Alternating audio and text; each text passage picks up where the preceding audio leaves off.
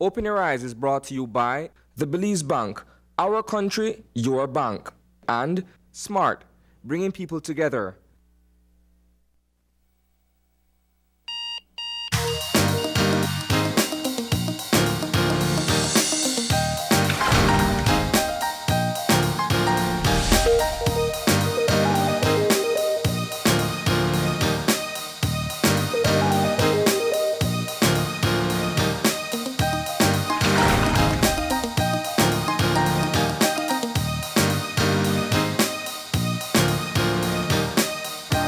Good morning. Welcome to Open Your Eyes. Start your morning right. I'm Marlene Cuellar. And I'm Asani Cayetano. And thank you for joining us this morning. And I almost said a Monday morning. It surely feels like one, but of course, we're looking at a shortened week after an extended weekend. We're on the heels of a long weekend, Marlene. That just makes it even harder to wake up in the morning, doesn't it? Yeah. But nonetheless, of course, we're getting the week started with some great conversations today. But before we do, we have our birthday shout out. And today we're saying happy birthday to Leticia Baptist Mejia. Good morning and happy birthday, Leticia. That's right. Good morning, Leticia. You had all weekend to celebrate and bring in this birthday. We do hope you had an enjoyable one. And that greeting comes from all of us here at Channel 5 and Open Your Eyes. And of course, the weekend was fairly cooperative. I can't say that much. Especially showers here and there. Yeah, enough to like wash off the dust and cool you down temporarily. But if you were outdoors, it was really a great weekend. Nice definitely. And sunny and windy in the evenings. But we'll find out what we're expecting today and for the rest of the week, few days. We have Shania Young on the line. Good morning. Good morning. How are you today? Well, I'm okay. All right, Shania. So, what type of weather are we expecting today? Okay, well, for today, relatively moist conditions prevail over the area, but the 24-hour forecast is for sunny with cloudy spells today, with a few showers over central and northern areas this morning, then over inland areas this afternoon. And tonight will be partly cloudy with only isolated showers, mainly over the south. Okay, and our winds? The winds will be from the east at 5 to 15 knots, and the sea will be light chop to chopping. Okay. And or high temperatures for today?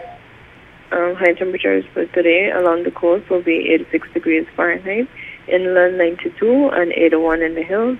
And low temperatures tonight will be 81 degrees Fahrenheit along coastal areas, 73 inland, and 68 in the mountains. Okay. And what about our extended forecast? What's the next couple of days looking like? So for tomorrow, mainly fair weather with only isolated. More of a threat when it comes to the hurricanes, how quickly they form, how strong they are, and how frequently it happens. Yeah, I want you to look at this slide here, showing here, because you brought up, you jumped to the point that I wanted to get to eventually, but nevertheless.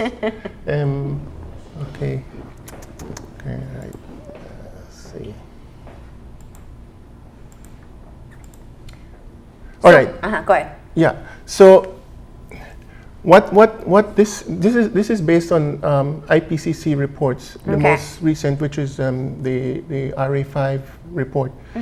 They're saying that there's a low confidence in the long-term changes in tropical cyclone activity. In other words, over centuries of data, the confidence in say the linkage between climate change and tropical cyclone activity, there's poor confidence in that cause and effect relationship. As you said, and it's quite true, it's virtually certain that the frequency and intensity of the strongest tropical cyclones in the North Atlantic has increased since the 70s. Yeah. So you're quite correct. Yeah. They have. That's one of their conclusions from their studies over the years. Attributable to climate change. Yeah. And we can recall some of the most ferocious storms have been occurring over the North Atlantic or traversing the Atlantic before making landfall. Some of the hurricanes that affected the Eastern Caribbean islands, was it last year? Year before. Those eventually traversed the Atlantic, and some made landfall on the U.S. East Coast, some veered to the Northeast. Yeah. But nevertheless, that is one definite conclusion from Yeah. their studies. Yeah.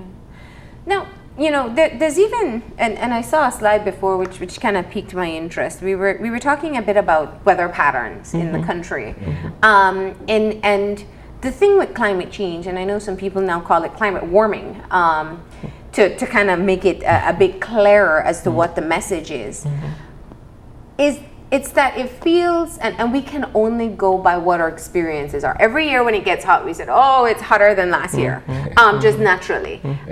Or it starts raining, we said, this is more rain than we got last year. But there's actual data that we can look at. Yeah. So let's talk about how climate change has affected what are the typical weather patterns, especially when it comes to the droughts that we see, not just locally, but worldwide. Okay.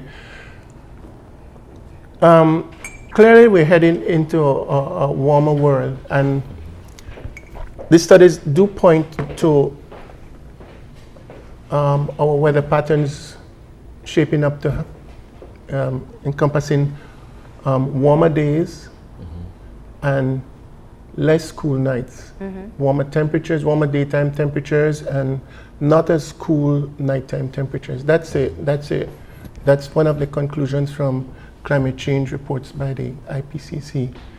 And because of that, the suggestion has been made to the agriculture industry to sort of move towards more heat-resistant crops, because the crops that normally are tolerant to warm temperatures would not be able to survive the trend towards increasingly warmer temperatures.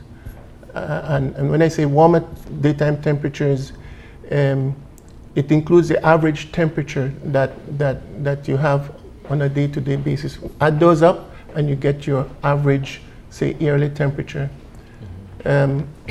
Over the last, I'd say, 10 years or so, WMO has concluded that we've been seeing progressively warmer air temperatures across the world. This is worldwide. Yeah.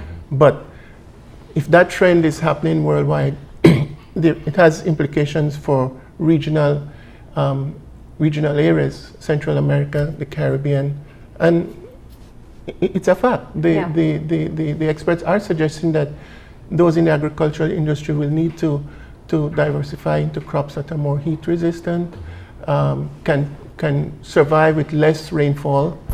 So you're looking at warmer temperatures, less rainfall as a trend going into the next 20, 30 years. When you look at this graphic here, you look at severe droughts, it brings to mind a phenomenon that's happening up north. Okay. With the drying up of one of the waterways in Corozal. Yeah. Are you aware of it? And sorry, go ahead. Yeah, I haven't heard of it, but go ahead. Yeah, so what we're understanding is that it's a very rare occasion for the riverbed to just dry up the way it has. And so some people were saying, well, perhaps it has to do with the extreme weather conditions that we're seeing lately with the dry season. Is this something that perhaps we can see happening more frequently in terms of the whole issue of climate change? Okay. While this is an ongoing event within what should be a transition from a dry to a wet season, it's a one-off event. Yeah. And it comes under what's called climate variability. There's another slide, I think. Go ahead. It has to do with climate variability. We know on average what months would be the dry months. We know on average what months would be the wet months. And on any one year, things can deviate from the norm. Yeah. And this is what climate variability is all about. Okay, so you have a drought situation prevailing in Corozal, and you might say, okay, is this due to climate change? you may need to gather more evidence. You may need to have it happening in successive years before it can, and you need to draw a linkage between the event and its relationship with climate change scenarios. So, okay, this is an event. It may not happen next year. Yeah. So this brings up the whole thing of what's called climate variability. You have your average weather patterns that you expect from year to year, and then you have variations from the norm. Yeah. Let me talk a little bit about this slide. This is showing you the time scales for various scenarios. Our daily weather covers a period of a few hours, a few days. Yeah. The forecast that's produced by the Weather Bureau goes out to 4 days. You're talking about weather events when you deal about events on those time scales. Stretch yourself longer to maybe 2 weeks, months, even seasons. You're talking about climate variability, as you suggested. Yeah. Okay, this is, you're having an event, an extremely dry event in what should be a transition from a dry to wet season. Could be a climate variability event. You'd have to study it more. And then you stretch yourself even longer, going in, studying weather patterns over years, decades, even centuries. Now you're moving into the era of climate change events. So this slide depicts quite well the transition from dealing with weather events, climate variability, and then onward to climate change. And climate change events span years, centuries. It's a longer period. Yeah. Now, I want to be clear for viewers at home who perhaps have been hearing more and more about climate change. And there's our context and then there's the global context. But let's focus on our context for now. There's certain variables that we do know and certain impacts that we have seen of climate change in this country. Let's talk about some of those. Where have we seen the impact of a warming taking place in this world? Okay. One particular common event is the case of coral bleaching. That's definitely due to the warming of the sea temperatures, and combined with human destruction of the corals themselves. That is a clear evidence of coral climate change, coral bleaching. Another event would be the sometimes extremely hot temperatures we experience. Like you noted, it seems to be getting, well, you said this year doesn't appear to be as hot as, but that's just a personal perception. But nevertheless, once you look at the records, you can be able to establish that the heat waves are hotter, or they're more frequent. Prolonged. Another common event has to do with these rainfall events. There's sometimes you don't even have a tropical storm. You just, tropical wave. You just have a rather intense tropical thunderstorm event. The streets are flooded. One thunderstorm. And these are occurring more frequently. These are the kind of events that the scientists are suggesting will become more frequent. Because the air is hotter. The air is warmer, but it's a combination of factors. But okay, let's leave it at that. Well, remember, we're not talking to scientists. We're talking to people who are just trying to understand how this works and how it impacts us.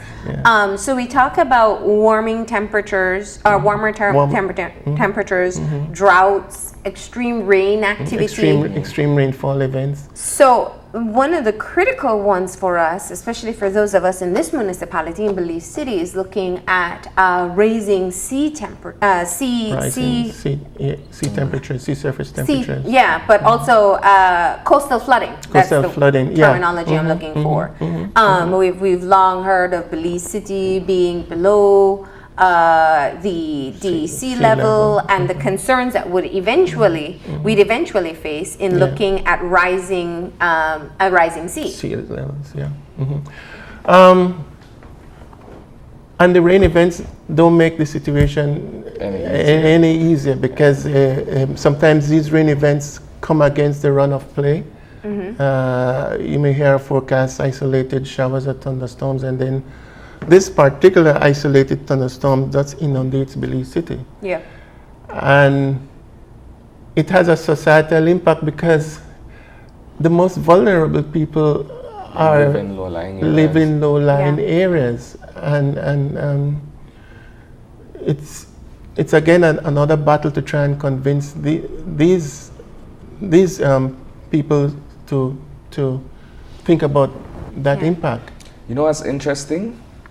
When I think about what we're discussing here, up until a few years ago, we never heard of a flood mitigation project, right? Yeah. But Yeah. as you mentioned, with the frequency in rainfall and all of these other events taking place, we are now looking at ways in which we can be able to have the proper drainage Yeah. in events where Belize City is inundated by water. And as Marlene was saying earlier, there seem to be more frequent threats of coastal flooding because of the rising Yeah. sea levels. Yeah. Yeah. Yeah. It's interesting. Yeah. What concerns you the most? Over your years of working in this particular field, what shifts have you seen locally that concerns you or that reinforces what has been said about climate change for so long? Well, I'm very conscious of the fact that the tropical storms and hurricanes have been more intense in, say, the last 10, 15 years. Yeah. Fortunately, not many of them have come our way, but that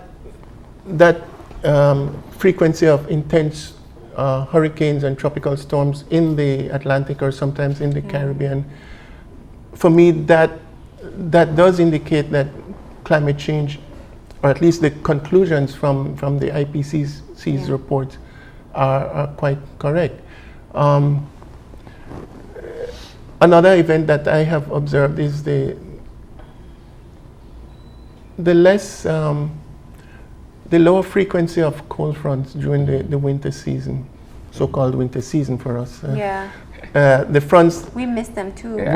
when I was a youngster, these fronts were quite frequent. And I mean, you could look forward to them starting in October Yeah. and November, December on through January Yeah. and February. and they lasted longer too. They lasted longer, and they were quite cold. Yeah. I mean, you really had to get out your warm gear with these fronts. Now they're less frequent, and that is again another. We have a collection of sweaters that we don't draw on Yeah. as Yeah. frequently or as often as we yeah, would. Yeah, they're getting moldy in our locker rooms. Yeah. So that is another, and that is a conclusion from the IPCC's reports. Less frequent frontal events, or if they do come, they tend to be not as severe as is in years gone by. Yeah. Yeah. I've seen that. I've seen that conclusion. I've seen that as an evidence of climate change having an effect on our weather. Yeah. And the droughts are also concerning as well, or the potential for droughts. Yes. I mean, I think if people don't tie it all together, one, there's the agricultural impact, but secondly, we also have to look at how our energy is produced as well. Yes. And the impact of that cost. That's quite correct. It's important that we watch these things because they do have an impact on our weather-sensitive industries. Yeah. The electrical industry is one case in point. Yeah. Yeah. So let's because we want to maximize the time that we have with you. We're talking about climate change and hurricanes, but let's move into the hurricane season itself.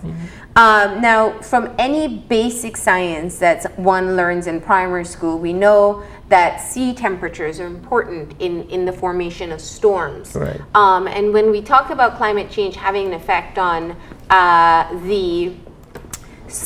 the intensity and the frequency of strong storms, it means that we must be on alert because it may be below average season, but it may be one very intense storm that can come our way. Let's look at what this particular season seems to be shaping up to look like, and what can we predict? Okay. The most recent forecast by various agencies, which are the Tropical Storm Risk Group out of London and the Colorado State University's forecast. Colorado State University and Tropical Storm Risk, they categorize this year's hurricane season as being slightly below normal. Their figures are suggesting 12 named storms, at least tropical storm risk, 6 of which will intensify to hurricanes and 2 major hurricanes. And compare that with the average of 11 named storms in any one year, then that categorization of slightly below normal works out. Colorado State figures are slightly different. They're predicting 13 named storms, 5 of which will become hurricanes, 2 intense hurricanes, and compare that with the average of 12 named storms, again, slightly below normal. Yeah. NOAA's forecast, which is the most recent, came out. They're predicting a range between anywhere between 9 to 15 named storms, 4 to 8 of which will become hurricanes, and between 2 to 4 intensifying to major hurricanes. And then the average for them in terms of named storms would be 12. So it's between 11 and 12 for the average. Yes. NOAA's categorization of this year's hurricane season is, they're saying near normal. The other 2 agencies are saying slightly below normal. It's a wide range. 9 to 15. I tend to put more confidence in Colorado State's forecast. They've been doing this for, I think, over 30 years. And they really have a reputation. Initially, they weren't trusted as much, but they've developed their skill to such an extent that in most areas their forecasts are fairly accurate. And tropical storm risk, I think, is pretty good as well, too.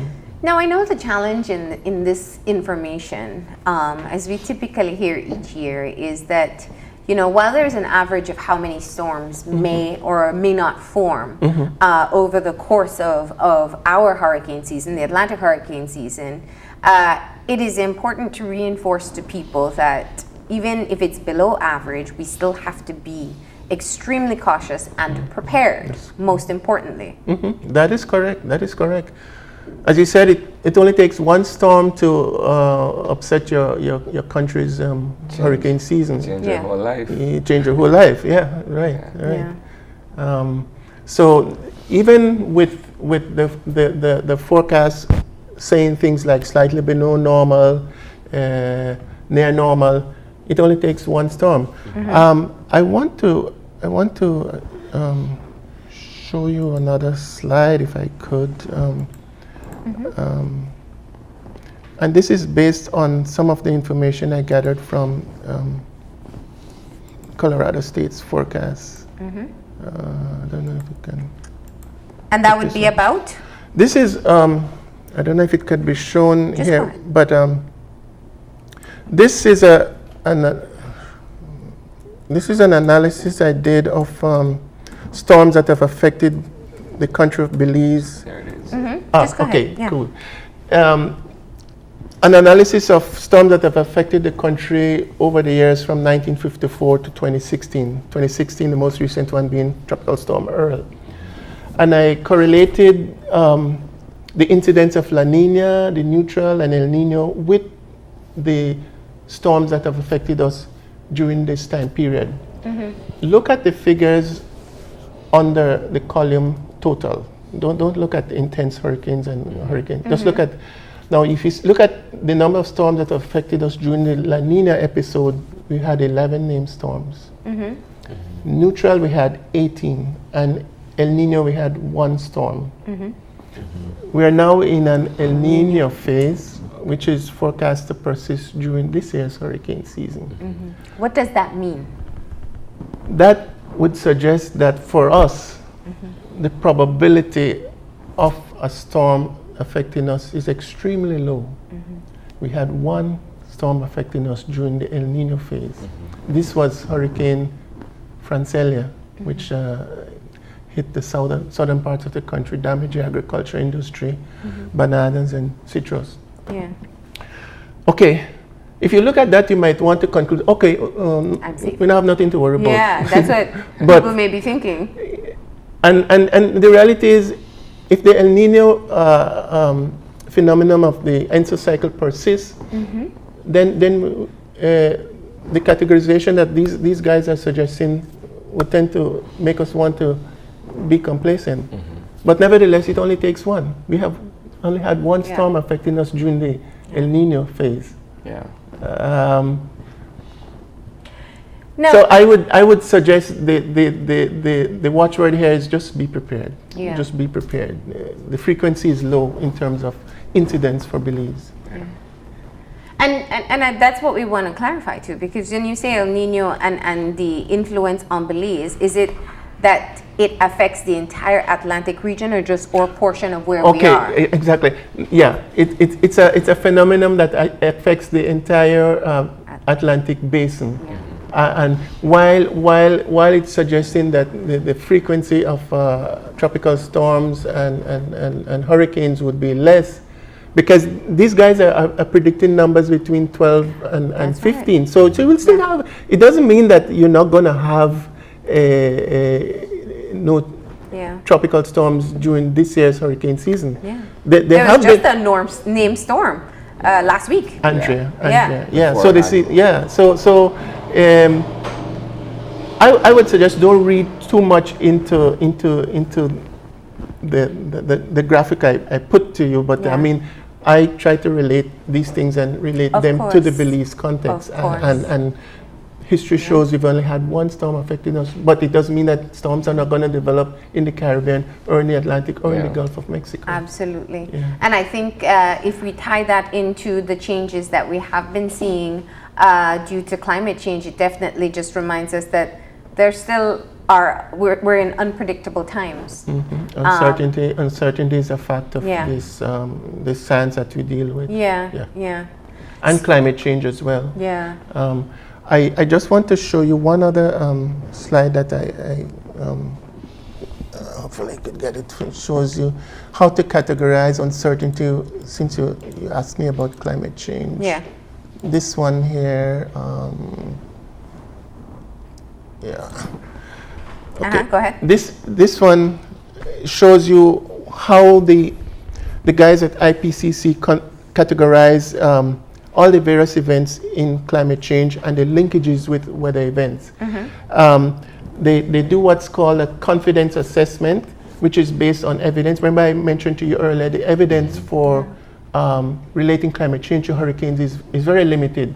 So it's at the lower end of the scale at the matrix when you look at the agreement between the information you have and the confidence you're going to put in it. At the other end of the scale is when you have sufficient evidence, you have a lot of evidence, and you have a high agreement. Therefore, your confidence is high in relating climate change to various events. We know that the relationship between climate change and hurricanes and tornadoes is very low, so the confidence is low. Then the different terms they use when you say things like exceptional, unlikely, extremely unlikely, and at the other end of virtually uncertain, and then the percentage probabilities.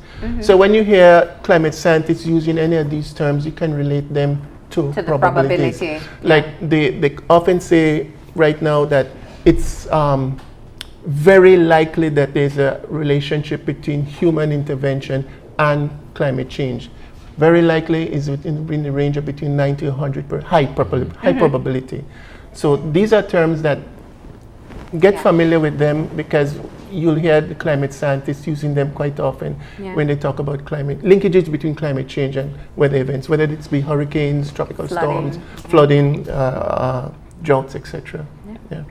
All right, well, we are out of time, and I want to thank you for coming in and sharing some of the information that you've put together.